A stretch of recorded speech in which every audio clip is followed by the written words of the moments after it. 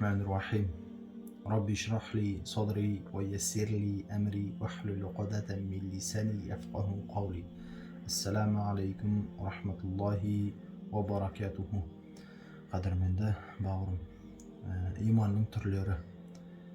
Олар үшеу: ижмали иман, жалпылама түрде иман ету; тәфсили иман, жеке-жеке иман ету; және тақлиди иман, еліктеушілікпен иман ету.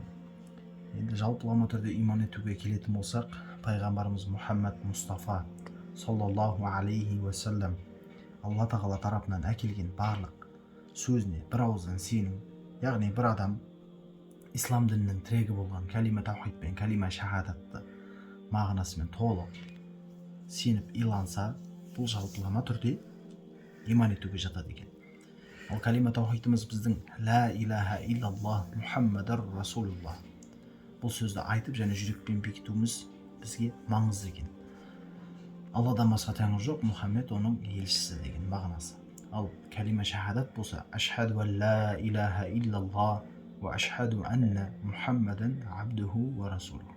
Куәлік етемін Алладан басқа тәңірдің жоқтығына, және куәлік етемін пайғамбарымыз Мұхаммад Мұстафа саллаллаху алейхи уассалам оның құлы әрі елшісі екеніне.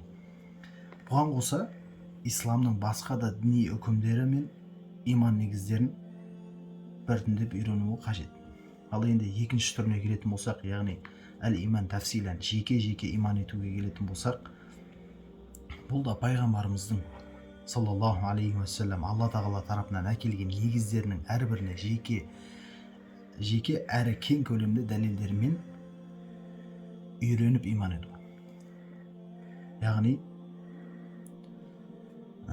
кейде бұған иманның шарттары деп айтады. Олар Алланың бар екеніне және бір екеніне, оның періштелеріне, кітаптарына, пайғамбарларына, ақырет күніне және тағдырға иман келтіру.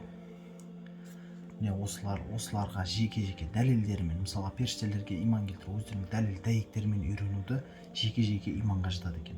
Ал еліктеушілікпен иман етуге келетін болсақ, қоршаған ортаның әсерімен немесе біреулерден естіп соларға еліктей отырып мақұлдау.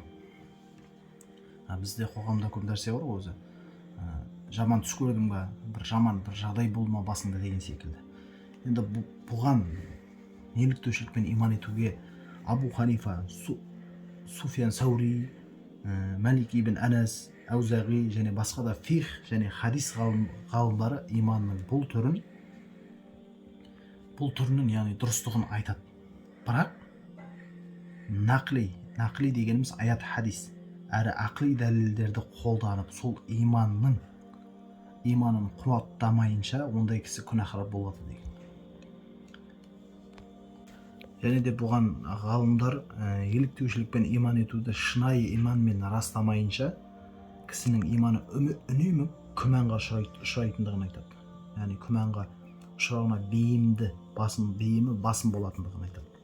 Сондықтан әрбір мұсылман өзі сенген иман негіздерін мүмкіндігінше дәлелдермен растауы қажет екен. Мына әлемді жоқтан бар қылған, әлемдердің раббысы болған Алла және оның елшісі Алланың оған игілігі мен сәлемі болсын. Жалпы адам баласын тақлиди иманға емес, нағыз иманға шақырады. Алла елшісі Алланың оған игілігі мен сәлемі болсын бұл жайлы былай дейді: 3 қасиет бар. Мұндай қасиетке ие болған адам иманның ләззатын татады. Ол Алла мен оның елшісін бәрінен де артық сүю, адамды тек қана Алла үшін сүю, кімді жақсы көрсең де оны Алла үшін сүю, және Алла оны қараңғылықтан құтқарып мұсылман болғаннан кейін күпірге оралуды отқа түсердей көру деген. Және бұл жайлы да Абай атамызда адамды сүй, Алланың хикметін сез, не қызық бар өмірде онан басқа деген.